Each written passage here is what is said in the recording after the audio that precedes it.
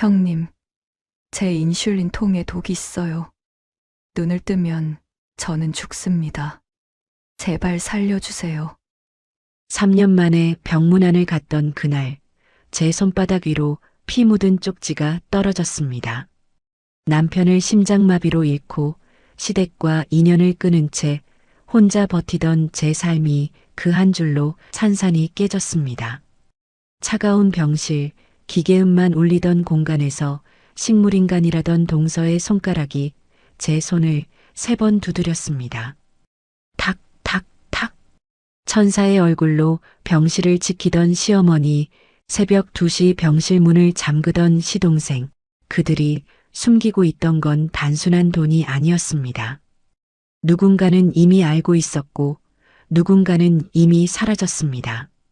그리고 아직 드러나지 않은 진실이 남아 있습니다. 곧 그 비밀이 폭발합니다. 끝까지 함께 해주세요. 안녕하세요. 사연톡스입니다. 오늘 이야기도 마음에 드신다면 무료 버튼인 구독과 좋아요 꾹 눌러주시고 지금 어디서 듣고 계신지 댓글 남겨주시면 저도 안부 인사 전해드리겠습니다. 오늘의 사연 지금 바로 시작하겠습니다.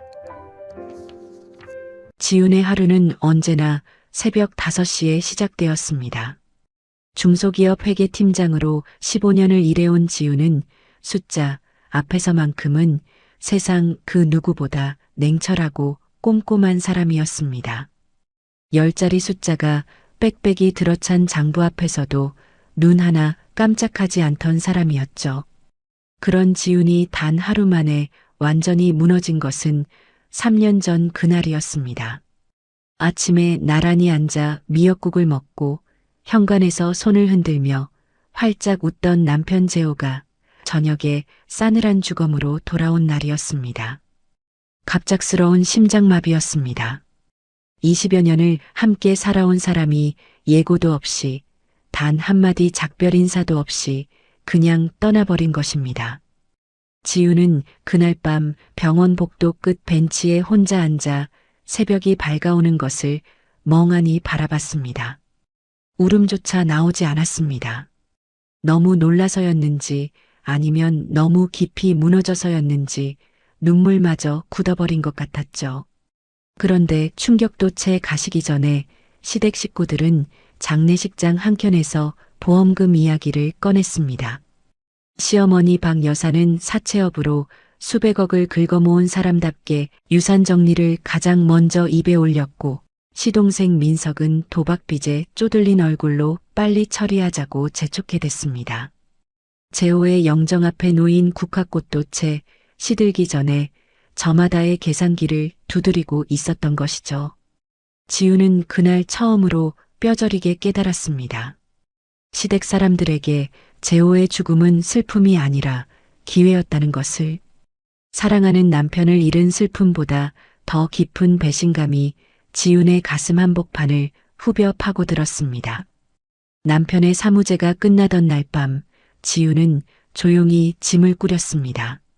박 여사의 만류도 민석의 협박도 귀에 들어오지 않았습니다. 지훈은 그렇게 시댁과의 모든 인연을 끊어내고 서울 변두리 작은 오피스텔 한 칸에서 홀로 새 삶을 시작했습니다. 3년이 흘렀습니다. 지훈은 작은 세무사무소에서 다시 일을 시작했고 겉으로 보기에는 조용하고 단정한 삶을 이어가고 있었습니다. 그러나 재호의 빈자리는 여전히 가슴 한가운데 메워지지 않는 구멍처럼 남아 있었습니다. 지훈은 그 공허함을 일로 또 일로 채우며 하루하루를 버텨냈죠. 아무도 없는 밤이면 서랍 속 재호의 사진을 꺼내 한참을 들여다보다가 소리 없이 다시 넣어두는 날이 부지기수였습니다. 왜 그날 아침 손을 더 꼭 잡아주지 않았을까? 왜 현관을 나서는 뒷모습을 좀 더 오래 바라보지 않았을까? 그런 후회들이 밤마다 지훈을 찾아왔지만 지훈은 입술을 꾹 깨물며 버텼습니다. 무너지면 안 됐습니다. 이 세상에 지훈을 붙잡아줄 사람은 이제 아무도 남아있지 않았으니까요. 그러던 어느 가을 오후였습니다. 창밖으로 낙엽이 쓸쓸하게 흩날리던 그 오후, 지훈의 낡은 핸드폰 화면에 전혀 예상치 못한 번호가 떴습니다. 3년 동안 단 한 번도 받아본 적 없는 번호, 바로 시동생 민석이었습니다.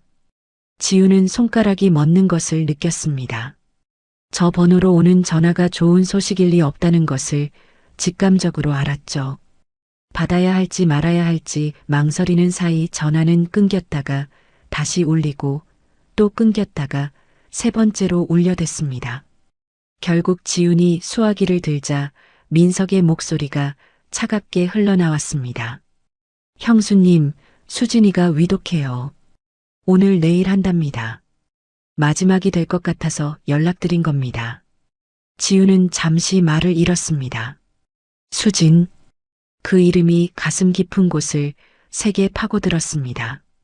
지훈보다 10살이나 어린 전직 펀드 매니저 출신의 야무지고 영리한 동서였습니다.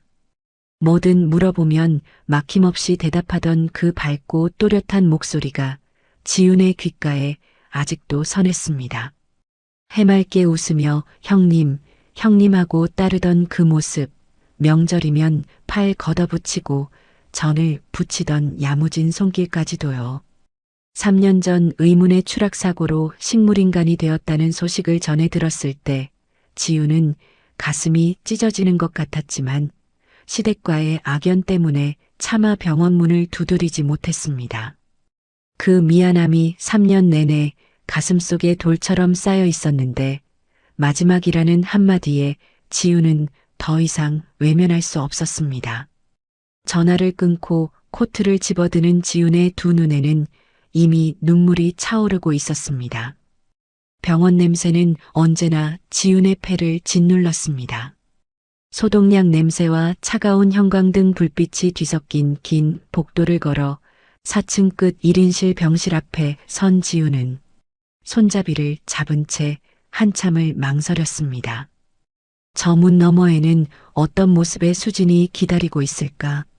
마음의 준비를 해야 한다는 것을 알면서도 도저히 각오가 서지 않았습니다. 심호흡을 크게 한번 하고 문을 밀었습니다. 들어서는 순간 지훈은 눈물이 왈칵 쏟아지는 것을 막을 수 없었습니다. 침대 위의 수진은 3년 전과는 완전히 다른 사람이 되어 있었습니다. 한때 날카롭고 생기 넘치던 눈매는 굳게 닫혀 있었고 두 볼은 움푹 꺼진 채 뼈가 드러날 듯 앙상했습니다. 얼굴색은 흑빛에 가까웠고 가느다란 팔에는 주삿바늘 자국이 줄지어 남아 있었습니다. 목에는 산소호흡기가 연결되어 있었고 귓가에서 울리는 규칙적인 기계음만이 수진이 아직 살아숨을 쉬고 있다는 유일한 증거였죠. 지훈은 눈물을 손등으로 훔치며 수진의 창백한 얼굴을 가만히 내려다봤습니다. 수진은 그 잔인한 시간 속에서 이토록 홀로 마르고 또 마르고 있었던 것입니다. 소파에 비스듬히 기댄 민석은 스마트폰으로 경마 중계를 보며 아내의 생사에는 눈곱만큼의 관심도 없어 보였습니다. 빈 캔커피가 바닥에 나뒹굴었고 민석은 화면에 집중하느라 지훈이 들어온 것도 한참 후에야 겨우 알아챘습니다. 지훈은 그 모습에 구역질이 치밀어 올랐지만 꾹 참고 수진의 침대 곁으로 다가갔습니다. 수진의 여윈 얼굴을 가만히 들여다보다가 지훈이 나지막이 입을 열었습니다. 동서, 나왔어. 많이 힘들었지? 많이 외로웠지? 목소리는 바람 빠진 풍선처럼 힘없이 떨렸습니다. 지훈이 조심스럽게 수진의 손을 두 손으로 감싸쥐는 순간이었습니다. 3년 동안 단 한 번도 미동이 없었다던 수진의 손가락이 아주 미세하게 눈으로 겨우 알아챌 수 있을 만큼만 떨렸습니다. 그러더니 수진의 손바닥 안에 꼬깃꼬깃하게 접혀있던 작은 종이 뭉치가 지훈의 손등 위로 툭 떨어진 것이었습니다. 지훈의 심장이 순간 멎는 듯 했습니다. 본능적으로 민석의 시선을 확인했습니다. 다행히 민석은 여전히 스마트폰 화면에 고정된 채였습니다. 지우는 아무 일도 없다는 듯 손을 거두며 종이를 주먹 안에 꼭 감쌌습니다. 그리고 천천히 최대한 자연스럽게 자리에서 일어나 화장실 쪽으로 발걸음을 옮겼습니다. 문을 잠그자마자 온몸이 사시나무처럼 떨려왔습니다. 변기 뚜껑 위에 걸터 앉아 꽉 쥔 주먹을 천천히 펼쳤습니다. 손가락이 말을 듣지 않는 것을 억지로 달래가며 접힌 종이를 한 겹, 또 한 겹 펼쳤습니다. 낡고 얇은 종이 위에 피 묻은 손가락으로 문지른 듯 삐뚤삐뚤하지만 분명한 글씨가 새겨져 있었습니다. 형님, 제 인슐린 통에 독이 있어요. 눈을 뜨면 저는 죽습니다. 제발 살려주세요. 지우는 그 자리에서 얼어붙었습니다. 눈을 감았다가 다시 뜨고 또다시 글씨를 읽었습니다. 의사조차 회복 불능이라 성고한 식물인간이 손가락으로 글씨를 눌러 썼다는 사실도, 인슐린 통에 독이 있다는 말도, 눈을 뜨면 죽는다는 그 비명 같은 문장도 그 어느 것 하나 현실로 납득되지 않았습니다. 그러나 지훈의 손바닥 위에 쥐어진 피 묻은 종이는 엄연한 현실이었습니다. 수지는 살아 있었습니다. 의식이 있었습니다. 그리고 지금 이 순간 죽음의 문턱에서 지훈을 향해 간신히 손을 내밀고 있었습니다. 지훈은 양손으로 얼굴을 감쌌습니다. 눈물이 손가락 사이로 새어나왔습니다. 숨을 참았습니다. 지금 울고 있을 시간이 없었습니다. 지금 당장 저 병실로 돌아가야 했고, 지금 당장 수진을 살릴 방법을 찾아야 했습니다. 지우는 두 손을 내리고 거울 속 자신의 눈을 마주 보았습니다. 3년 동안 슬픔에 잠겨 있던 그 눈에서 무언가가 거쳐나가는 것이 느껴졌습니다.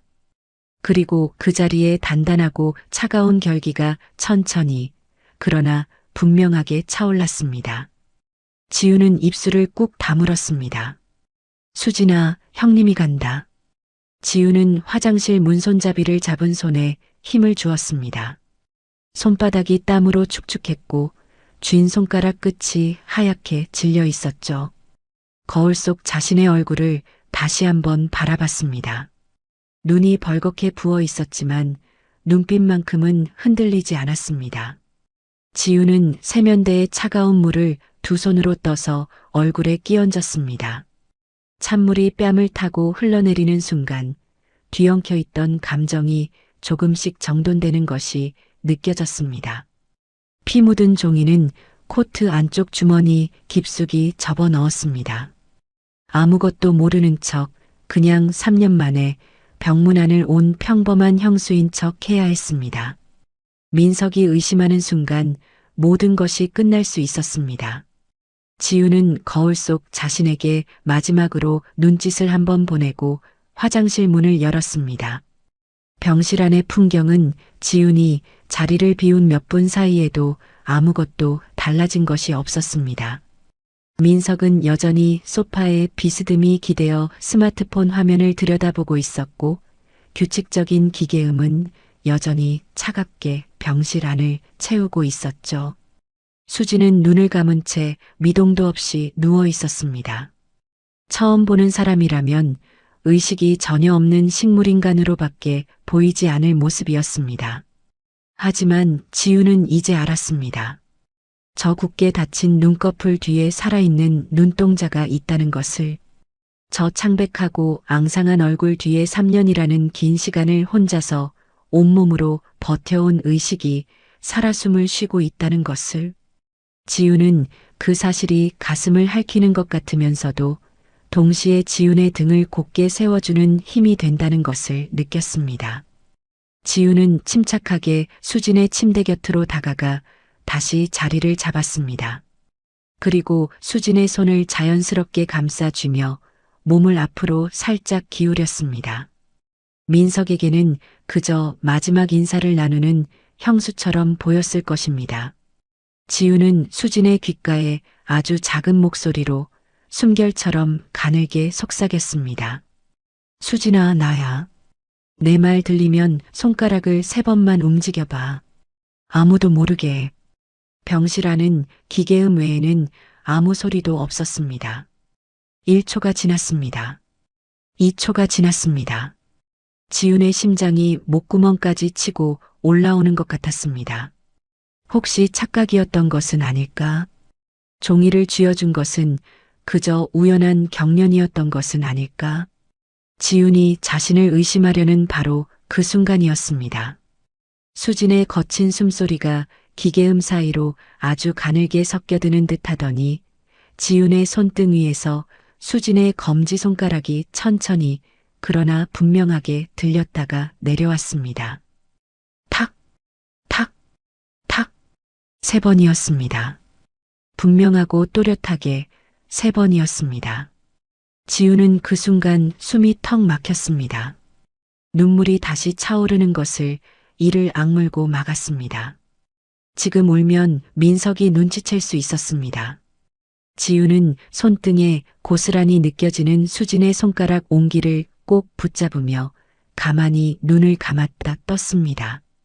저 작고 힘없는 3번의 두드림 안에 얼마나 많은 것이 담겨 있는지 지훈은 알 것 같았습니다. 살아있다는 신호, 들을 수 있다는 신호, 그리고 제발 믿어달라는 간절한 외침이었습니다. 수진은 깨어 있었습니다. 아니, 단순히 깨어있는 수준이 아니었습니다. 지난 3년 동안 이 지옥 같은 1인실 병실에서 눈을 감은 채 주변에서 벌어지는 모든 것을 듣고 느끼며 버텨왔던 것이었습니다. 민석이 소파에 드러누워 도박빛 독촉 전화를 받던 것도, 박 여사가 간호사 눈을 피해 인슐린 주입기를 만지작거리던 것도, 병실을 찾아온 사람들이 수진의 눈앞에서 수진의 보험금과 재산을 계산하던 것도, 수진은 그 모든 것을 혼자서 다 듣고 삼킬 수 없는 비명을 억지로 삼키며 버텨왔던 것이었습니다. 눈을 뜨면 죽는다는 것을 알면서도, 의식을 놓아버리면 영영 돌아올 수 없다는 것을 알면서도 수진은 3년 동안 그 좁은 침대 위에서 혼자 싸우고 있었던 것이죠. 지훈은 차마 수진을 바라볼 수가 없었습니다. 바라보는 순간 소리내어 울어버릴 것 같았기 때문이었죠.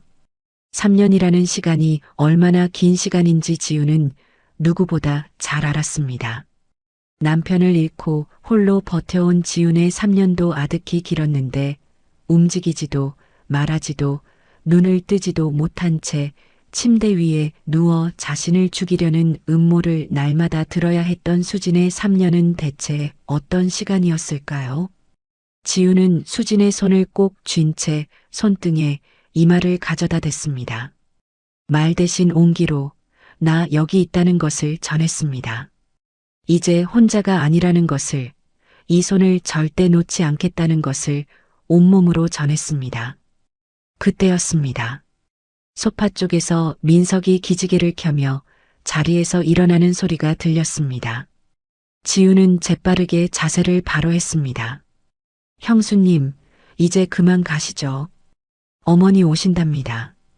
민석의 목소리는 조문객을 내보내는 장례식장 직원처럼 사무적이고 차가웠습니다.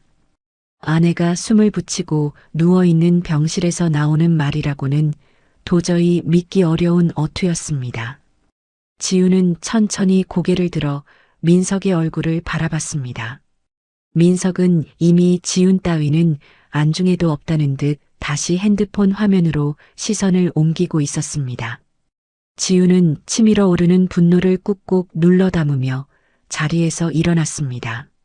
네, 알았어요. 지훈은 최대한 담담하게 대답하며 일어났습니다.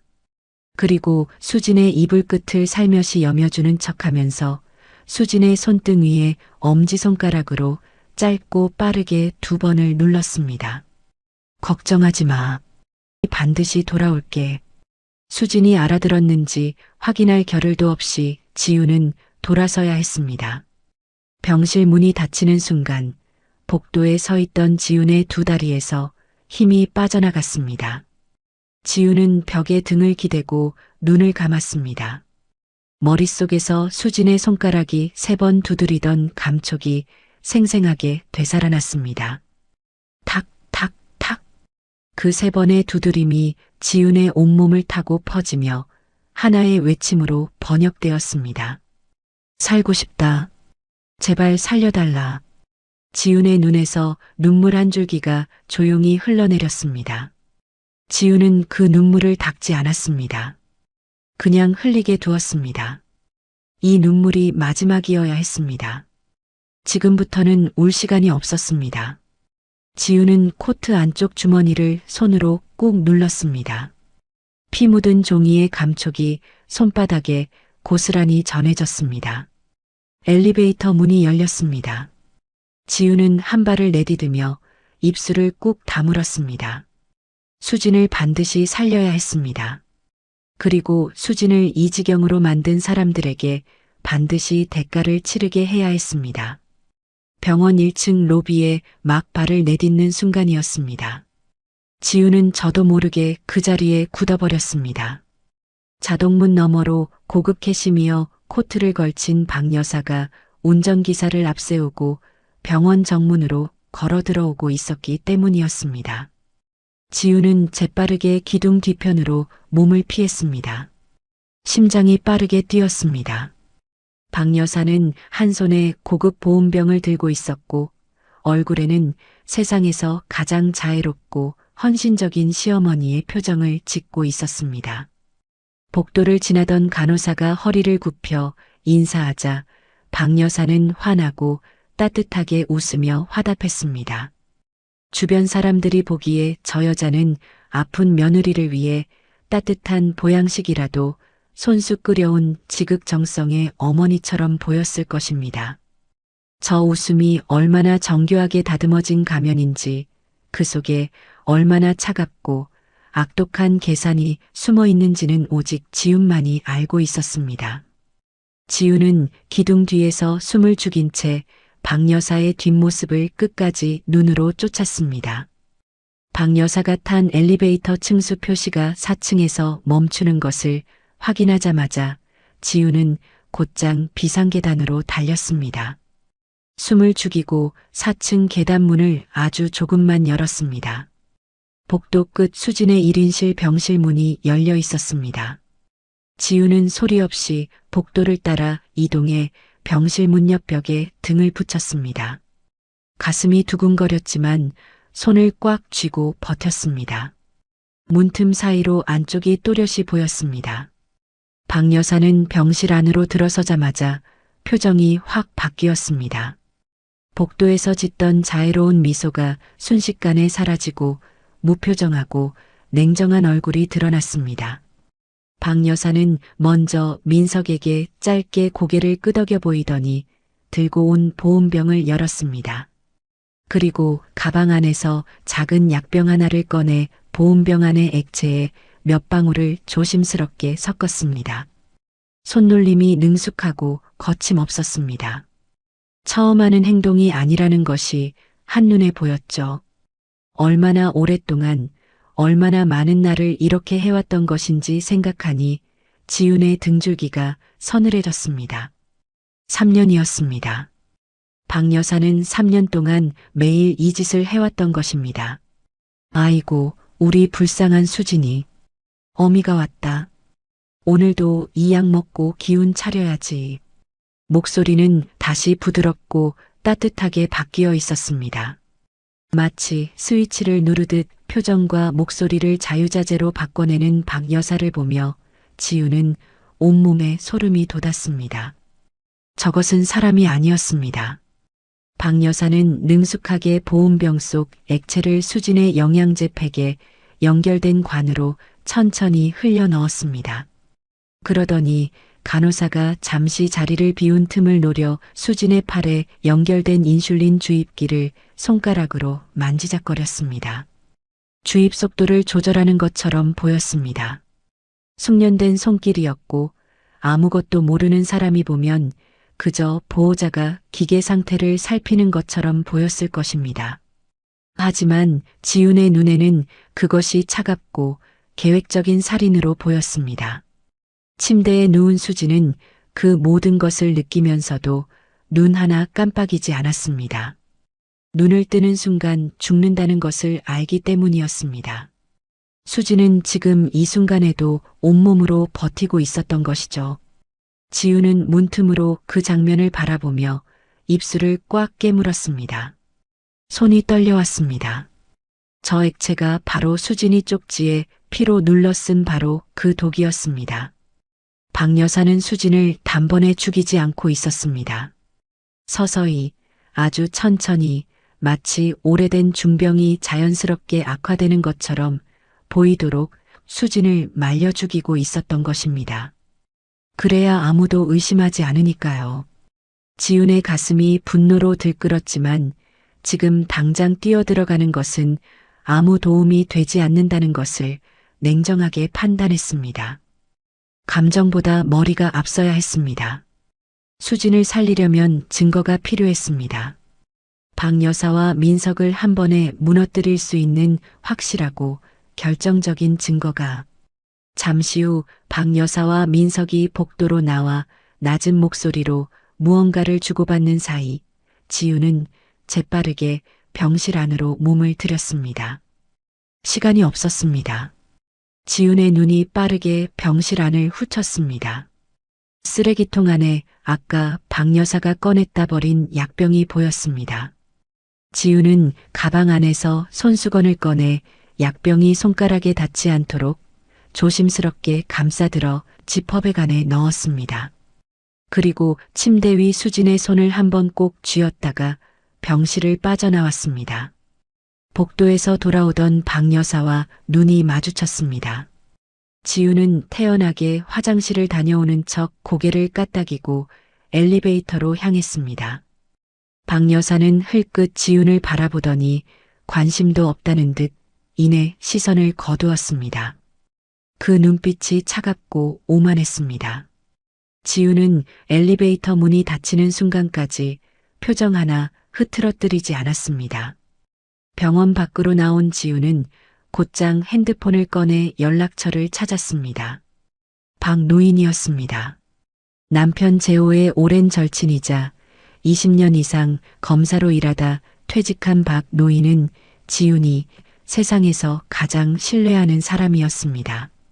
전화 연결음이 2번 울리자마자 박노인의 묵직한 목소리가 들려왔습니다. 지훈아, 무슨 일이야? 목소리가 왜 그래? 지훈은 떨리는 숨을 한번 고르고 말했습니다. 아저씨, 저 지금 큰일 났어요. 만나주셔야 할 것 같아요. 지금 당장요. 박노인은 두말하지 않았습니다. 1시간 후 지훈은 박노인의 사무실 소파에 앉아 약병과 피 묻은 쪽지를 내밀었습니다. 박노인은 쪽지를 읽는 동안 단 한마디도 하지 않았습니다.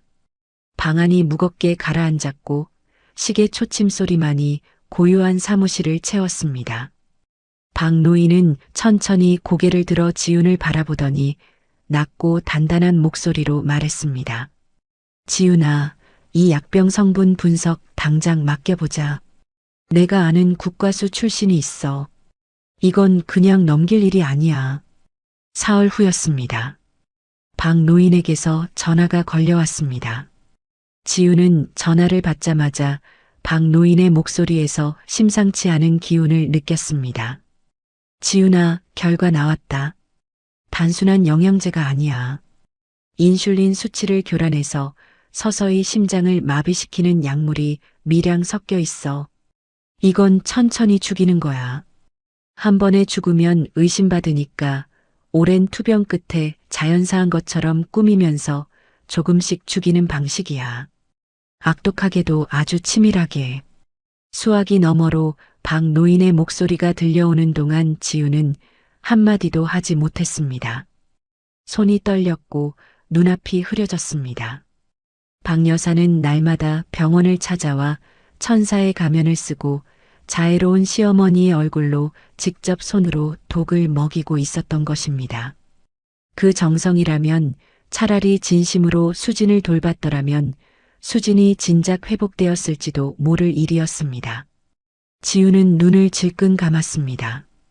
뜨거운 눈물이 뺨을 타고 흘러내렸습니다. 하지만 지우는 곧 눈을 떴습니다. 지금 흘리는 눈물 한 방울 한 방울이 수진을 살리는 시간을 갉아먹고 있다는 것을 알았기 때문입니다. 지우는 수화기를 내려놓고 창밖을 바라봤습니다.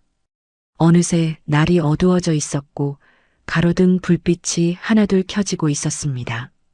지훈의 두 눈이 차갑게 가라앉았습니다. 이제 증거가 생겼습니다. 박 여사에 가면 뒤에 숨겨진 악독한 실체를 확인했습니다. 그러나 이것은 시작에 불과했습니다. 지훈은 이제부터 무엇을 해야 하는지 분명히 알고 있었습니다. 지훈은 그날 밤 잠을 이루지 못했습니다. 좁은 고시원 천장을 바라보며 뒤척이는 동안 머릿속에서는 박 노인의 목소리가 쉼없이 맴돌았습니다. 인슐린 수치를 교란하는 약물, 서서히 심장을 마비시키는 독. 지우는 어둠 속에서 눈을 꼭 감았다가 다시 떴습니다. 수진이 3년 동안 그 독을 맞으며 버텨왔다는 사실이, 버텨낼 수 있었다는 사실이 지훈에게는 기적처럼 느껴지면서도 동시에 가슴을 찢어놓는 고통이었습니다. 대체 무슨 이유로 박 여사는 수진을 저렇게까지 해야 했을까요? 단순히 며느리가 마음에 들지 않아서였을까요? 아니면 수진이 알고 있는 무언가가 박 여사를 그토록 두렵게 만든 것이었을까요? 지우는 이불을 걷어내고 자리에서 일어나 앉았습니다. 창밖으로 병원 건물 4층 불빛이 희미하게 켜져 있었습니다. 저 불빛 아래 수진이 오늘도 눈을 감은 채 혼자 버티고 있었습니다. 지우는 그 불빛을 오랫동안 바라보다가 새벽이 서서히 밝아오는 것을 그대로 맞이했습니다. 잠을 자는 것이 오히려 사치처럼 느껴지는 밤이었습니다. 다음 날 이른 아침, 지우는 박 노인의 사무실을 다시 찾았습니다. 문을 열고 들어서자 박 노인은 이미 커피 2잔을 준비해두고 기다리고 있었습니다. 지훈을 바라보는 박 노인의 눈빛이 심상치 않았습니다. 어젯밤 전화를 끊은 후에도 박 노인은 무언가를 더 알아본 것이 분명했습니다. 책상 위에는 빽빽하게 메모가 적힌 노란 메모지 여러 장이 늘어져 있었고 박 노인의 얼굴에는 밤새 잠을 이루지 못한 기색이 역력했습니다. 오랜 검사 생활로 단련된 사람이 저런 표정을 짓는다는 것은 예사로운 일이 아니라는 뜻이었습니다. 앉아, 지훈아. 할 말이 더 있어. 지훈은 말없이 자리에 앉았습니다. 박 노인은 커피잔을 두 손으로 감싸 쥔 채 천천히 입을 열었습니다. 3년 전 수진이 사고가 나던 날 기억해? 그날 아침에 수진이 박 여사한테 정면으로 맞섰어. 박 여사가 사채업으로 20년 넘게 긁어모은 200억 비자금을 펀드로 세탁해달라고 수진한테 요구했거든. 수진이 전직 펀드 매니저 출신이니까 충분히 가능하다고 봤겠지. 그런데 수진이 딱 잘라 거절했어. 거절하는 것도 모자라서 장부를 들고 검찰에 가겠다고 선언을 해버린 거야. 그날 오후에 수진은 건물 옥상에서 떨어졌어.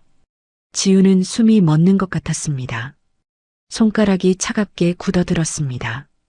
수진의 추락사고가 단순한 사고가 아니었다는 것을 어렴풋이 짐작은 했습니다. 하지만 이렇게 구체적인 이유와 맥락이 있었다는 것은 전혀 몰랐습니다. 수진은 그저 불법을 거부하고 법대로 하겠다고 했을 뿐인데 그 대가로 3년을 침대 위에서 독을 맞으며 죽어가야 했던 것입니다. 지우는 두 손을 꽉 쥔 채 박 노인의 다음 말을 기다렸습니다. 사무실 안의 공기가 무겁게 가라앉아 있었습니다. 그 200억이 어디서 나온 돈인지 알아? 박 여사가 20년 넘게 사채업을 하면서 불법으로 긁어모은 돈이야. 세금 한 푼 안 낸 돈, 힘없는 사람들 등골을 빨아서 모은 돈이지. 그걸 깨끗하게 세탁하면 완벽한 범죄가 완성되는 거야. 수진이 그 마지막 단추를 거부한 거고 그 순간 박 여사한테 수지는 없애야 할 존재가 된 거야. 며느리가 아니라 살아있으면 안 되는 증거인이 된 거지. 그래서 죽이되 한 번에 죽이면 의심받으니까 서서히 죽이기로 한 거야. 3년이라는 시간 동안 천천히 아주 교묘하게. 박 노인은 잠시 말을 멈추고 지훈을 바라봤습니다. 그 눈빛 안에 뭔가를 더 말하려다 망설이는 기색이 역력했습니다. 지훈은 직감적으로 느꼈습니다. 아직 끝이 아니라는 것을. 지훈은 박 노인의 눈을 똑바로 바라보며 낮고 조용하게 물었습니다. 아저씨, 아직 더 있죠? 박 노인은 깊게 한숨을 내쉬었습니다. 커피잔을 내려놓고 두 손을 무릎 위에 가지런히 얹었습니다. 그리고 낮고 조심스러운 목소리로 천천히 말했습니다. 지훈아, 재호 심장마비도 다시 조사해 봐야 할 것 같아. 그 한마디에 지훈의 머릿속이 하얘졌습니다. 손에 쥐고 있던 커피잔이 흔들렸습니다. 지훈은 자신이 제대로 들은 것인지 확인이라도 하듯 박 노인의 얼굴을 멍하니 바라봤습니다. 재호. 그 이름이 다시 가슴을 세게 찔러왔습니다. 재호가 죽기 사흘 전에 수진이한테 연락을 받았었어. 수진이 검찰에 가겠다고 선언한 직후에 재호한테도 그 사실을 알렸던 거야. 재호는 수진의 계획을 듣고 박 여사를 직접 찾아가서 설득하려 했던 것 같아. 어머니, 제발 스스로 자수하라고. 자식된 도리로 먼저 막아보려 했던 거지. 그랬다가 변을 당했을 가능성이 크다는 거야. 지훈은 그 자리에서 오열했습니다. 손으로 입을 틀어막았지만 어깨가 들썩이는 것을 막을 수 없었습니다. 재호가 심장마비로 쓰러진 그날 아침, 지훈에게 손을 흔들며 환하게 웃던 그 얼굴이 다시 선명하게 떠올랐습니다. 재호는 알고 있었던 것입니다. 위험하다는 것을 알면서도 옳은 일을 하려 했던 것이었습니다. 사람의 도리를 다하려 했던 것이었습니다. 그런데 그것이 재호의 마지막이 된 것입니다. 지훈은 그 사실을 3년 동안 전혀 몰랐습니다. 재호가 혼자 짊어지고 간 것이었습니다. 지훈은 눈물을 손등으로 거칠게 닦아냈습니다. 그리고 깊게 숨을 들이쉬었습니다. 박 노인이 지훈의 손을 두 손으로 꼭 쥐었습니다. 지훈아, 지금 당장 모든 것이 확인된 건 아니야. 하지만 이 모든 것이 하나로 연결되어 있다는 느낌을 지울 수가 없어. 수진이 쓰러진 것도, 재호가 떠난 것도, 박 여사가 수진을 3년째 저렇게 붙잡아두고 있는 것도 전부 그 200억과 연결된 거야. 증거를 더 모아야 해. 아주 촘촘하게 빠져나갈 구멍이 없도록. 지훈은 눈물이 채 마르기도 전에 이미 눈빛이 달라져 있었습니다. 슬픔이 분노로, 분노가 단단하고 차가운 결의로 바뀌는 것이 지훈 스스로도 온몸으로 느껴졌습니다. 이것은 이제 단순히 동서를 살리는 문제가 아니었습니다. 남편을 빼앗긴 것에 대한 진실을 밝히는 싸움이기도 했습니다. 박 여사와 민석이 무너져야 하는 이유가 하나에서 둘이 되었고, 지훈이 싸워야 할 이유는 그만큼 더 깊어졌습니다. 지훈은 천천히 고개를 들었습니다. 아저씨, 저 오늘부터 매일 밤 수진이 병실 감시할 거예요. 박 여사가 무슨 짓을 하는지, 민석이 무슨 말을 하는지 전부 다 기록할 거예요. 단 하나도 빠뜨리지 않을 거예요. 수진이한테 한 짓, 제 남편한테 한 짓, 반드시 낱낱이 밝혀내고 반드시 대가를 치르게 할 거예요. 박 노인은 말없이 고개를 끄덕였습니다. 지훈의 눈빛은 더 이상 슬픔에 잠긴 미망인의 눈빛이 아니었습니다. 3년치의 억울함과 분노를 한꺼번에 담아낸 차갑고 단단하고 흔들리지 않는 눈빛이었습니다. 그날 저녁 지훈은 병원에서 걸어서 5분 거리의 작은 고시원으로 돌아왔습니다. 방 안에는 낡은 책상 하나와 창문 하나가 전부였습니다. 지훈은 가방을 내려놓고 창가에 서서 병원 4층 불빛을 오래도록 바라봤습니다. 저 불빛 아래 수진이 오늘 밤도 눈을 감은 채 홀로 버티고 있었습니다. 그리고 그 불빛 어딘가에 재호도 지켜보고 있을 것 같았습니다. 지우는 창문에 이마를 가져다 댔습니다. 차가운 유리가 뜨거운 이마를 식혀주었습니다. 수진아, 조금만 더 버텨. 재호 씨, 이제 내가 끝낼게. 반드시 끝낼게. 지우는 그날부터 매일 밤 수진의 병실을 감시하기 시작했습니다. 고시원으로 돌아와 짧게 눈을 붙이고 자정이 넘으면 다시 병원으로 향하는 것이 지윤의 새로운 일과가 되었습니다. 병원 복도는 새벽이 되면 낮과는 완전히 다른 얼굴을 드러냈습니다. 간호사들의 발소리가 드문드문 들려오고 형광등 불빛은 낮보다 더 차갑고 창백하게 복도를 물들였습니다. 지우는 수진의 병실 맞은편 비상구 계단문 안쪽에 몸을 숨기고 병실 문을 지켜봤습니다. 첫째 날도 둘째 날도 셋째 날도 별다른 일은 없었습니다. 민석은 낮에만 나타났다가 저녁이면 자리를 비웠고 박 여사는 오전에 한 차례 다녀갈 뿐이었습니다. 지우는 지치지 않았습니다. 기다리는 것은 지훈이 누구보다 잘하는 일이었습니다. 회계장부의 오류를 찾아내기 위해 밤을 새우던 지난 15년이 지훈을 그렇게 단련시켜 놓았으니까요. 지훈은 매일 밤 어둠 속에서 뜨거운 캔커피 하나를 손에 쥔 채 버텼습니다. 몸은 차가웠지만 마음은 오히려 더 선명하게 깨어 있었습니다. 수진이 저 병실에서 3년을 버텼는데 지훈이 며칠 밤을 못 버티겠습니까? 오늘 밤도 안 나타나면 내일 밤 다시 오면 됐습니다. 지훈에게는 포기라는 선택지가 처음부터 없었습니다. 감시를 시작한 지 닷새째 되던 새벽이었습니다. 시계가 새벽 2시를 가리키던 그 순간 엘리베이터 문이 열리더니 비틀거리는 발소리가 복도에 울렸습니다. 지훈은 즉각 몸을 낮추고 계단 문틈으로 눈을 가져다 댔습니다. 민석이었습니다. 셔츠는 절반쯤 풀어 헤쳐진 채였고 걸음은 좌우로 심하게 흔들렸습니다. 술에 절은 얼굴이 복도 형광등 아래 붉게 달아올라 있었습니다. 민석은 병실 앞에서 잠시 비틀거리다가 문을 그대로 밀고 들어갔습니다. 그리고 안으로 들어서자마자 뒤에서 문을 힘껏 닫았습니다. 지우는 숨을 죽이고 자리에서 일어났습니다. 심장이 빠르게 뛰기 시작했습니다. 지우는 조심스럽게 계단 문을 열고 복도로 나왔습니다. 그리고 소리 없이 병실 쪽으로 다가가 미리 위치를 파악해둔 창문 쪽 커튼 뒤편으로 몸을 밀어 넣었습니다. 병실 구조상 창문 쪽 커튼 안에 서면 병실 내부가 훤히 보이면서도 안쪽에서는 보이지 않는다는 것을 지우는 며칠간의 관찰로 이미 파악해 두었습니다.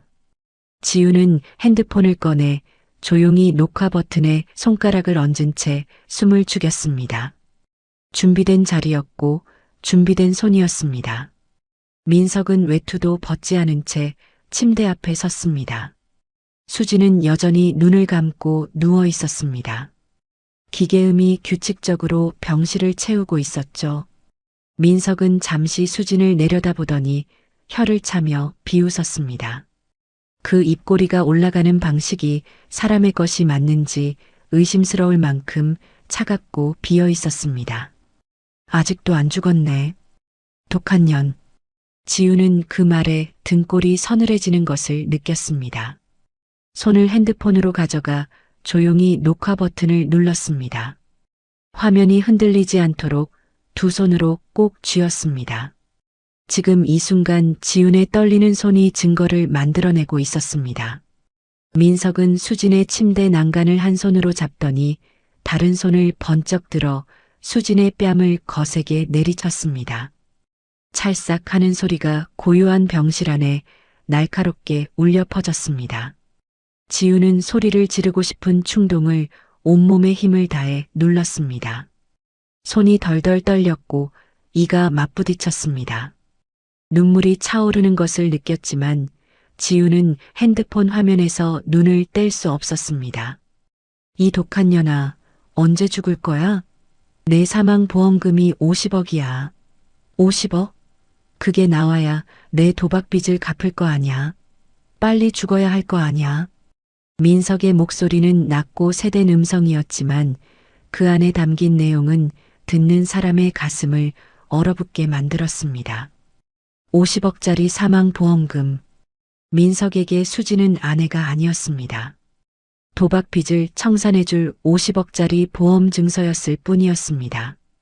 결혼식 날 맞잡았던 두 손의 옹기 같은 것은 처음부터 없었던 것인지도 몰랐습니다. 민석은 거기서 멈추지 않았습니다. 수진의 목에 연결된 산소호흡기를 손으로 잡더니 천천히, 아주 천천히 잡아당겼습니다. 기계음이 불규칙하게 흐트러졌습니다. 수진의 가슴이 미세하게 들썩였습니다. 그 작은 떨림 하나가 지훈의 심장을 갈기갈기 찢어놓았습니다. 뛰어들어가고 싶었습니다. 당장 저 손을 잡아채고 싶었습니다. 하지만 지금 뛰어들어가면 모든 것이 끝이었습니다. 증거 없이 박 여사의 돈과 권력 앞에 지훈 혼자 나서는 것은 아무 의미가 없다는 것을 지훈은 냉정하게 알고 있었습니다. 지훈은 이를 악물었습니다. 커튼을 움켜쥔 손에 힘이 들어갔습니다. 민석은 산소호흡기를 다시 제자리에 붙였습니다. 수진의 가슴이 다시 규칙적으로 오르내렸습니다. 민석은 그 모습을 내려다보며 낮게 웃었습니다. 눈 감고 있어봤자야. 어머니가 이미 다 준비해 두셨거든. 이번 달 안으로 끝낼 거야. 그러니까 얌전히 가. 어차피 아무도 안 와. 형수 그년도 이제 다신 안 오겠지. 수지는 그 고통을 고스란히 겪으면서도 단 한 번도 눈을 뜨지 않았습니다. 눈을 뜨는 순간 저들이 자신을 즉시 죽일 것을 알았기 때문이었습니다. 수지는 3년 동안 그렇게 버텨왔습니다. 손가락 하나, 눈꺼풀 하나 함부로 움직이지 못한 채 살기 위해 죽은 척을 해왔던 것입니다. 그 3년의 무게가 지훈의 온몸을 짓눌러 왔습니다. 저 조그마한 몸 하나가 어떻게 3년을 버텼는지 지훈은 생각할수록 눈앞이 흐려졌습니다. 3년 동안 뺨을 맞으면서도 독을 맞으면서도 50억짜리 보험금 타령을 들으면서도 수지는 한 번도 포기하지 않았습니다. 그것이 얼마나 처절한 버팀이었는지 지훈은 이제 알았습니다. 민석이 나간 뒤 한참이 지나서야 지훈은 커튼 뒤에서 나왔습니다. 온몸이 식은땀으로 흠뻑 젖어 있었습니다. 다리에 힘이 풀렸지만 지훈은 천천히 침대 옆에 앉았습니다. 수진의 뺨을 손으로 살며시 감쌌습니다. 민석에게 맞은 자리가 붉게 부어 있었습니다. 이 뺨이 오늘 처음 맞은 것이 아닐 것이었습니다. 3년 동안 얼마나 많은 날을 이렇게 맞아왔을까요? 지훈의 눈에서 눈물이 한 줄기 소리 없이 흘러내렸습니다. 수진아, 봤어. 다 찍었어. 이 나쁜 사람들 절대 그냥 두지 않을게. 조금만, 딱 조금만 더 버텨줘. 내가 반드시 끝낼게.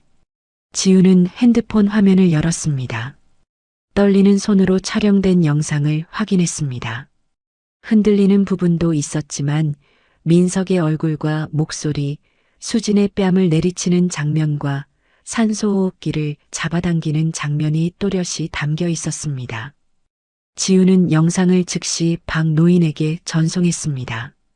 전송 완료를 확인하고서야 지훈은 비로소 긴 숨을 내쉬었습니다.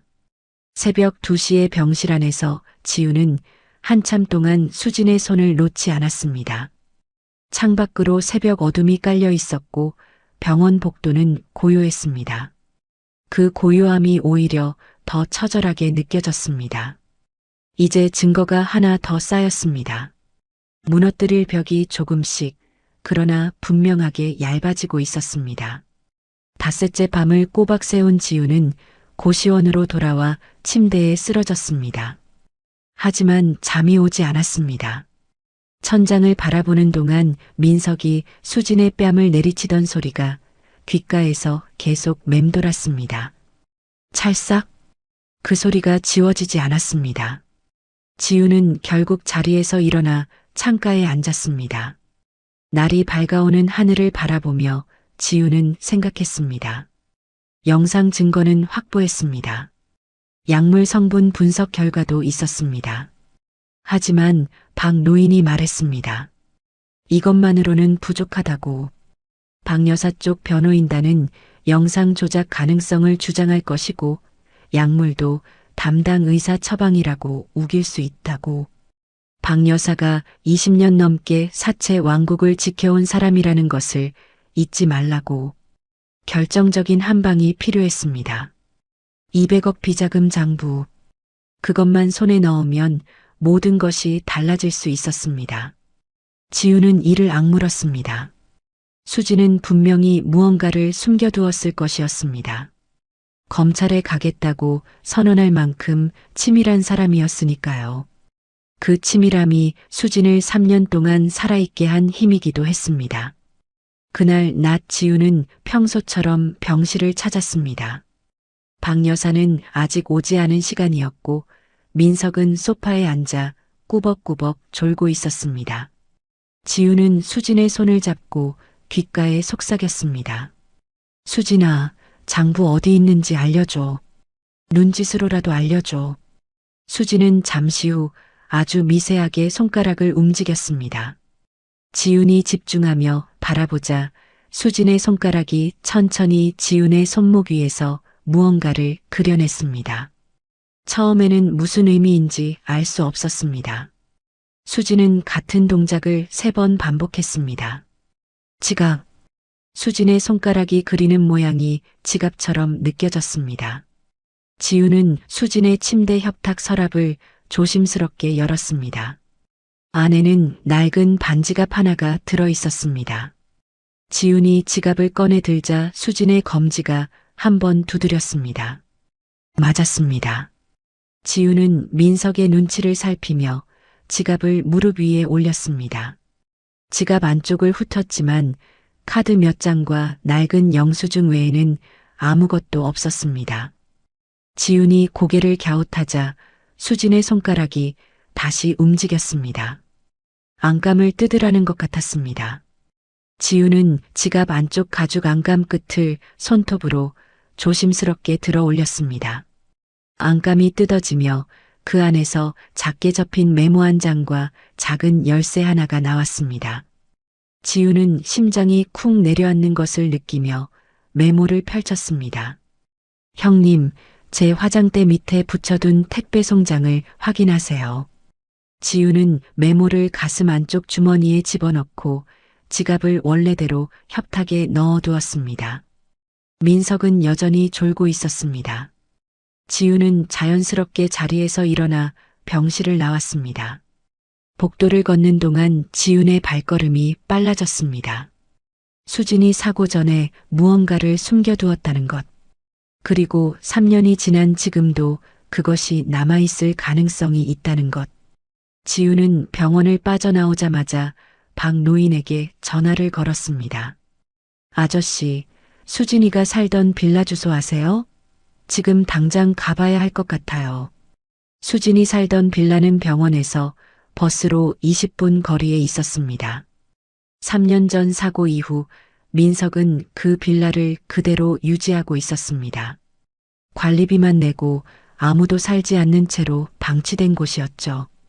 박 노인이 예전 인맥을 통해 관리실 직원에게 간단한 양해를 구한 덕분에 지우는 어렵지 않게 빌라 안으로 들어설 수 있었습니다. 문을 여는 순간 퀴퀴한 먼지 냄새가 코를 찔렀습니다. 3년 동안 사람의 온기가 닿지 않은 공간이었습니다. 거실 탁자 위에는 먼지가 켜켜이 쌓여 있었고 소파 쿠션은 형태가 무너진 채 방치되어 있었습니다. 수진이 마지막으로 이 집을 나선 날 아침, 이 소파에 앉아 커피를 마셨을지도 모릅니다. 그 아침에 수지는 이미 모든 것을 준비하고 있었던 것이었습니다. 지우는 핸드폰 손전등에 의지해 천천히 안으로 들어갔습니다. 거실을 지나 안방으로 향했습니다. 화장대는 창가 쪽 벽에 붙어 있었습니다.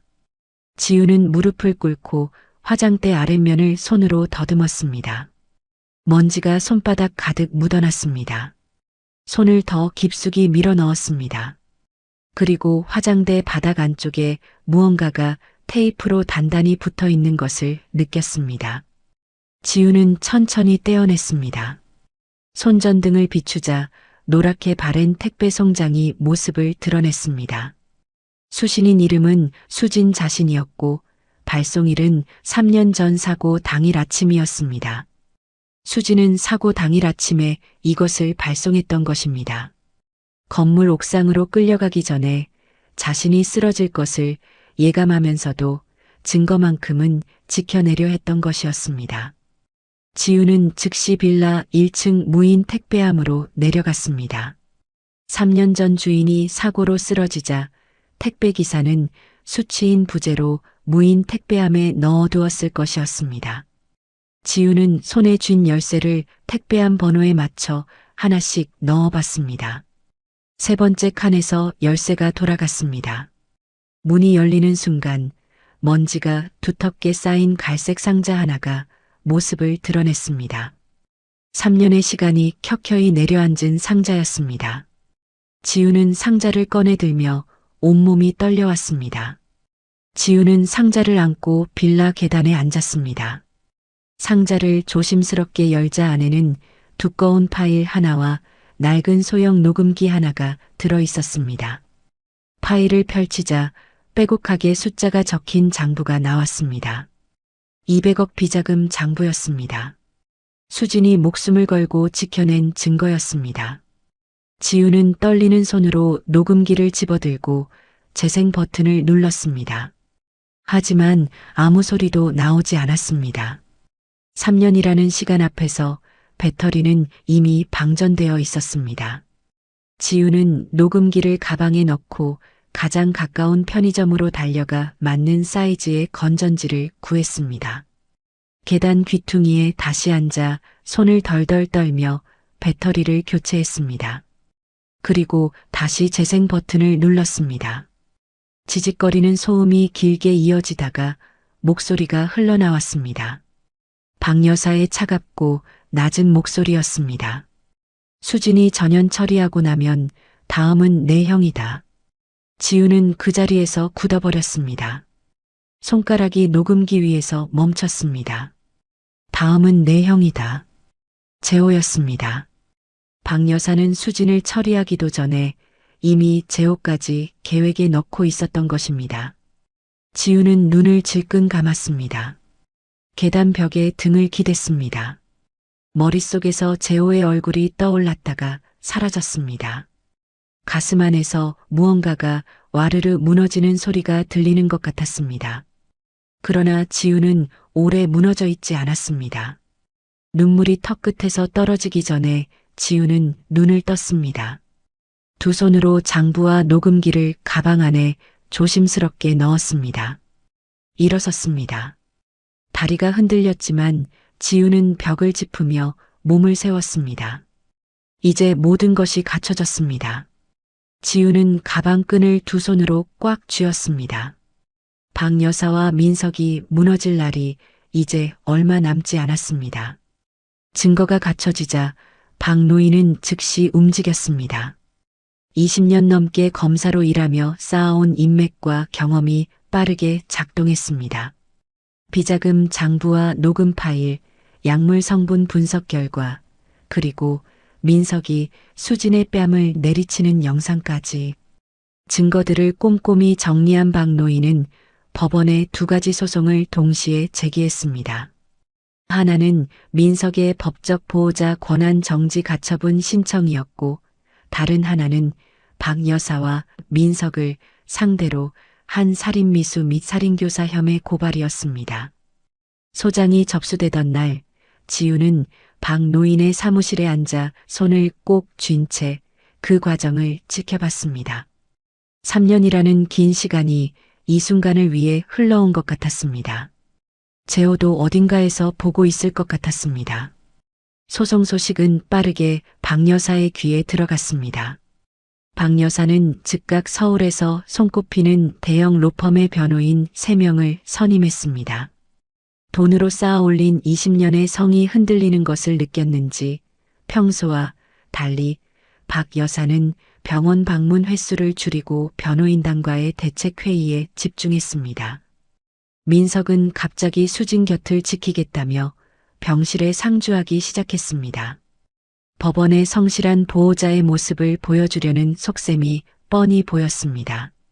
지우는 그 모든 움직임을 박 노인을 통해 전달받으며 차분하게 때를 기다렸습니다. 흔들리지 않았습니다. 오히려 더 단단해졌습니다.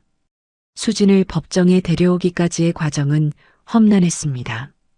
수진의 주치의를 설득하는 것도 법원의 허가를 받아 이송 절차를 밟는 것도 쉽지 않았습니다. 주치의는 처음에 완강히 반대했습니다. 상태가 불안정한 환자를 법정에 데려가는 것은 생명을 담보로 하는 일이라고 했습니다. 하지만 지우는 포기하지 않았습니다. 이곳에 있어도 수진은 죽어가고 있다고, 차라리 법정에서 목숨을 걸고 싸울 기회를 줘야 한다고 지우는 눈물로 설득했습니다. 결국 주치의가 고개를 끄덕였고 법원의 허가가 떨어졌습니다. 지우는 수진에게 모든 것을 귓가에 전했습니다. 수진의 손가락이 지훈의 손등을 3번 두드렸습니다. 탁, 탁, 탁. 알겠다는 신호였습니다. 드디어 소송 당일이 되었습니다. 법원 건물 앞은 이른 아침부터 분주했습니다. 지훈은 법원 정문 앞에서 깊게 숨을 들이쉬었습니다. 가을 아침 공기가 차갑게 폐를 채웠습니다. 지훈은 수진의 휠체어 손잡이를 두 손으로 꼭 쥐었습니다. 수진아, 오늘 끝내자. 수진의 손가락이 아주 미세하게 움직였습니다. 지훈은 그것을 느끼며 법정 안으로 들어섰습니다. 법정 안은 이미 팽팽한 긴장감이 감돌고 있었습니다. 박 여사는 앞줄에 변호인 3명을 거느리고 앉아 있었습니다. 고급 정장을 차려입고 흰 손수건을 손에 쥔 모습이 마치 피해자처럼 연출된 것이 역력했습니다. 민석은 그 옆에 나란히 앉아 지훈 쪽을 흘겨봤습니다. 지훈이 수진의 휠체어를 밀며 법정 안으로 들어서자 방청석에서 술렁임이 일었습니다. 판사가 개정을 선언하고 양측의 진술이 시작되었습니다. 박 여사 측 변호인이 먼저 나섰습니다. 변호인의 목소리는 매끄럽고 자신감이 넘쳤습니다. 박 여사께서는 3년 동안 하루도 빠짐없이 며느리를 간호해온 분입니다. 막대한 병원비를 사비로 부담하며 지극정성으로 돌봐온 분이십니다. 이 소송은 재산을 탐낸 전 가족이 선량한 보호자를 모함하기 위해 꾸민 것에 불과합니다. 그러자 박 여사가 자리에서 일어나 판사를 향해 눈물을 글썽이며 떨리는 목소리로 말했습니다. 판사님, 저 지훈 저 여자가 재산을 노리고 우리 수진이를 괴롭히는 겁니다. 저는 3년간 지극정성으로 돌봤어요. 모든 병원비를 제가 댔습니다. 저게 재산을 탐내는 사람이 할 짓입니까? 저는 그저 우리 불쌍한 수진이가 편히 쉬길 바랄 뿐입니다. 목소리가 떨렸고 눈가에는 눈물까지 맺혀 있었습니다. 방청석의 몇몇 사람들이 흔들리는 것이 느껴졌습니다. 수십 년간 갈고 닦은 연기력이었습니다. 박 여사는 기세를 올리더니 휠체어에 앉아있는 수진을 향해 비웃음을 던졌습니다. 판사님, 말도 못하는 저 상태로 법정에 데려오면 뭐가 달라집니까? 저것은 쇼에 불과합니다. 저 불쌍한 아이를 이용해 동정심이나 사려는 것 아닙니까? 법정 안에 냉소와 웅성거림이 뒤섞였습니다. 박 여사의 변호인단은 서류를 펼치며 다음 공세를 준비하고 있었습니다. 지훈은 이를 악물었습니다. 저 여자는 끝까지 저럴 것이었습니다. 지훈은 흔들리지 않았습니다. 아직 때가 아니었습니다. 지훈의 손이 수진의 어깨를 살며시 감쌌습니다. 바로 그 순간이었습니다. 법정 안에 묘한 정적이 흘렀습니다. 지훈이 수진의 손을 살며시 쥐었습니다. 수진의 손가락에 힘이 들어오는 것이 느껴졌습니다. 지훈은 숨을 죽였습니다. 수진의 눈꺼풀이 미세하게 떨리기 시작했습니다. 한 번, 두 번. 그러더니 3년이라는 긴 시간의 무게를 온몸으로 밀어내듯 수진이 천천히 눈을 떴습니다. 3년 만에 세상 밖으로 드러난 수진의 두 눈동자는 분노와 결의로 타오르고 있었습니다. 법정 안이 한순간 완전히 얼어붙었습니다. 방청석 곳곳에서 비명과 탄성이 동시에 터져나왔습니다.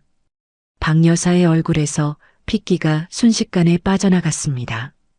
변호인단이 서로를 바라보며 당혹감을 감추지 못했습니다. 민석은 자리에서 반쯤 일어섰다가 그대로 굳어버렸습니다. 수지는 지훈의 손을 꼭 쥔 채 떨리는 팔을 들어 산소호흡기를 천천히 걷어냈습니다. 3년간 쓰지 못한 목소리가 갈라지고 쉬어 있었지만 수지는 그 목소리를 끌어올려 법정 안을 가득 채웠습니다. 어머니, 아니, 박옥자 씨, 제가 죽어야만 당신들의 범죄가 끝나는 거였나요? 3년 동안 저는 다 들었습니다. 다 기억하고 있습니다. 법정 안에 정적이 내려앉았습니다.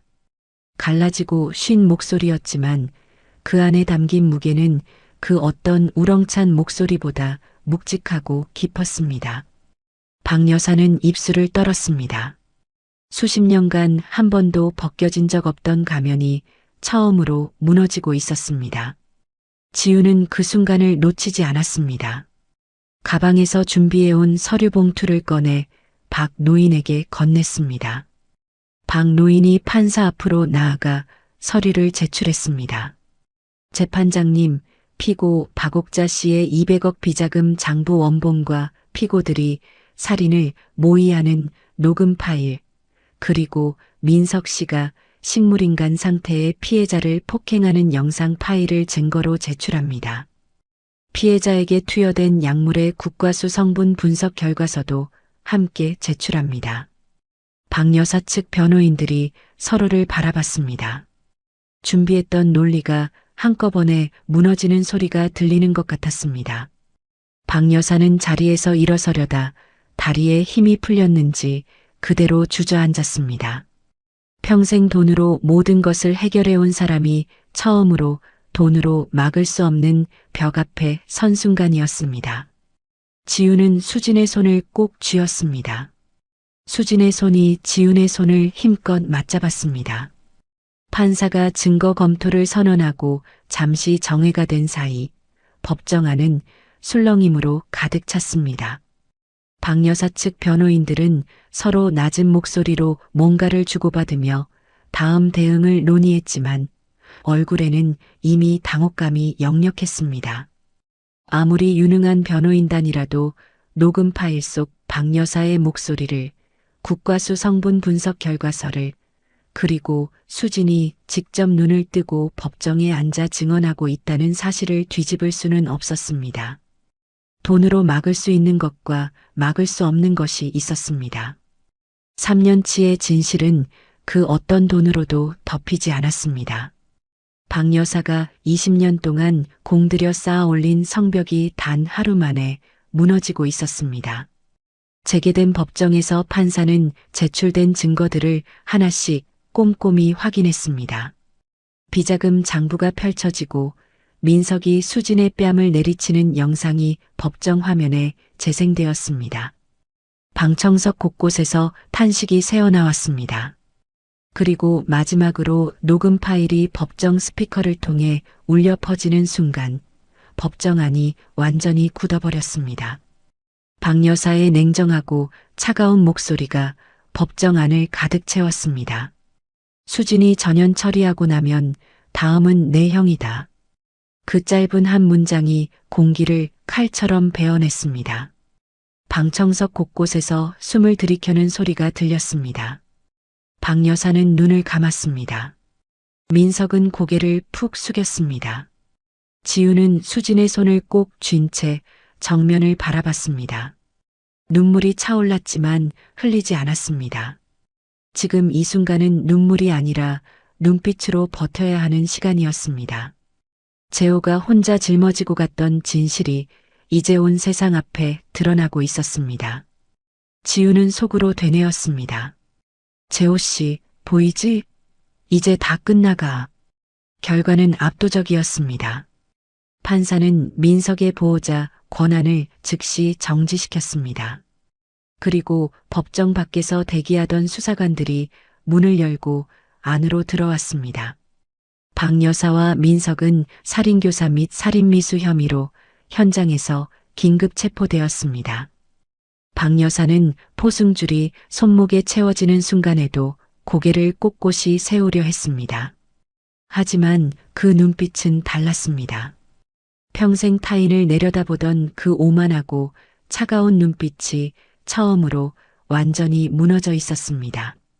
수십 년간 사람들의 등골을 빨아쌓아 올린 제국이 자신이 침대에 눕혀두었던 며느리의 손에 의해 무너지는 순간이었습니다. 복도로 끌려가는 박 여사의 뒷모습은 지훈이 알던 그 위풍당당한 모습이 아니었습니다. 그저 늙고 초라한 한 사람이었을 뿐이었습니다. 민석은 수사관에게 끌려가면서 지훈을 향해 고함을 질렀습니다. 형수, 당신이 후회할 거야. 이게 끝이 아니야. 지훈은 그 말에 눈 하나 깜짝하지 않았습니다. 이미 오래전부터 저런 협박에 흔들린 지훈이 아니었습니다.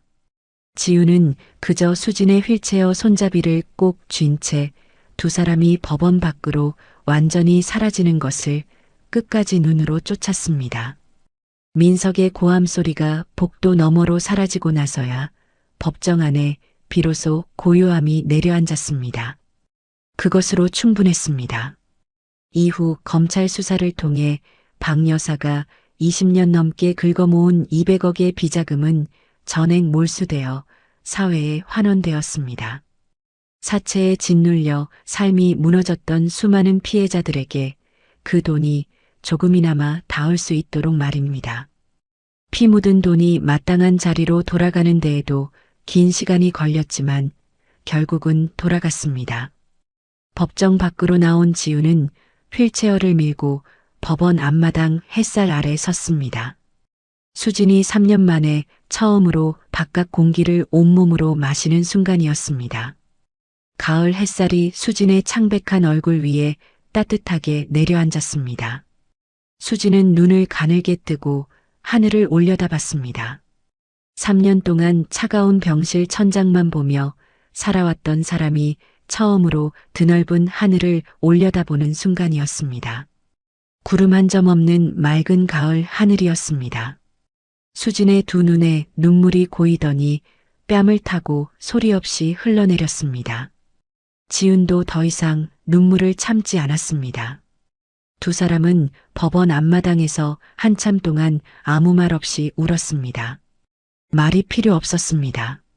3년이라는 시간이 만들어낸 눈물이었습니다. 수진의 재활은 길고 고통스러운 과정이었습니다. 3년 동안 굳어버린 근육을 되살리는 것은 매일매일이 싸움이었습니다. 물리치료사조차 혀를 내두를 만큼 회복 속도가 느렸고 수지는 손가락 하나를 움직이는 것만으로도 온몸을 쥐어짜야 했습니다. 포기하고 싶은 밤이 한두 번이 아니었습니다. 몸이 너무 아파서 아니면 너무 서러워서 소리 없이 눈물을 흘리는 밤도 많았습니다. 3년을 버텨냈는데 왜 이렇게 힘드냐고, 이제는 괜찮아도 되는데 왜 몸이 말을 안 듣느냐고 수지는 혼자 이불 속에서 울었습니다. 그럴 때마다 지훈이 곁에 있었습니다. 재활병원 복도 의자에 앉아 수진이 치료받는 시간 내내 자리를 지켰습니다. 퇴근 후에도 달려왔고 주말에는 하루 종일 수진 옆에 머물렀습니다. 두 사람은 함께 밥을 먹고 함께 창밖을 바라보고 아무 말 없이 나란히 앉아 텔레비전을 보기도 했습니다. 수진이 통증으로 이를 악물 때마다 지우는 수진의 손을 꼭 쥐었습니다. 아무 말을 하지 않아도 그 손의 온기가 전부였습니다. 지훈 역시 수진을 곁에서 보살피는 동안 남편을 잃은 슬픔을 조금씩 치유받고 있었습니다. 3년 동안 가슴 한가운데 뚫려 있던 구멍이 수진과 함께한 시간들로 조금씩 그러나 분명하게 메워지고 있었습니다. 슬픔이 사라진 것은 아니었습니다. 다만 그 슬픔을 혼자 짊어지지 않아도 되는 사람이 곁에 생겼습니다. 겨울이 지나고 봄이 왔습니다. 수진은 처음으로 혼자 휠체어에서 일어나 두 발로 섰습니다. 비틀거리는 두 다리로 한 걸음, 또 한 걸음을 내딛었습니다. 지훈은 두 팔을 벌리고 수진을 기다렸습니다. 수진이 지훈의 품에 쓰러지듯 안기는 순간 두 사람은 서로를 꼭 붙들고 한참을 울었습니다. 재활치료실에 있던 모든 사람이 박수를 쳤습니다. 그 박수 소리가 지훈에게는 세상에서 가장 아름다운 소리로 들렸습니다. 형님, 고마워요. 언니가 아니었으면 저는 그 침대 위에서 정말로 죽었을 거예요. 수진의 말에 지훈은 고개를 저었습니다. 아니야, 수진아. 버텨준 건 너야. 나는 그냥 내가 내민 손을 잡았을 뿐이야. 완연한 봄이 된 어느 날, 지훈과 수진은 나란히 차를 타고 묘지로 향했습니다. 제호의 묘소 앞에 선 두 사람은 말없이 국화꽃 한 송이씩을 무덤 앞에 조심스럽게 놓았습니다. 봄바람이 불어와 꽃잎을 살랑이게 했습니다. 묘소 주변으로 연초록 풀잎이 돋아나 있었습니다. 삶이 이어지고 있다는 증거 같았습니다. 지훈이 먼저 입을 열었습니다. 재호 씨, 다 끝났어. 수진이도 살렸어. 당신이 하려 했던 일 우리가 대신 해냈어. 당신 혼자 억울하게 가게 해서 미안해. 이제 편히 있어. 수진도 무릎을 꿇고 나지막하게 말했습니다. 아주버님, 끝까지 옳은 일 하려 하셨던 거 알아요. 혼자 짊어지고 가셔서 미안해요. 그리고 고마워요.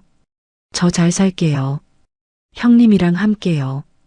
봄바람이 두 사람의 머리카락을 부드럽게 스쳐 지나갔습니다. 억울하게 떠난 재호도 이제는 비로소 편히 잠들 수 있을 것 같았습니다. 지훈과 수진은 그날 이후 시댁이라는 굴레에서 완전히 벗어나 서로를 의지하는 진정한 가족이 되었습니다. 핏줄로 이어진 가족이 아니었습니다. 죽음의 문턱에서 손을 맞잡고 함께 살아남은 피보다 진한 마음으로 이어진 두 여자의 승리였습니다. 오늘도 끝까지 함께 해주셔서 진심으로 감사합니다. 오늘의 이야기가 마음에 남셨다면 댓글로 마음을 나눠주세요. 다음 이야기에서도 따뜻한 마음으로 다시 찾아뵙겠습니다. 감사합니다.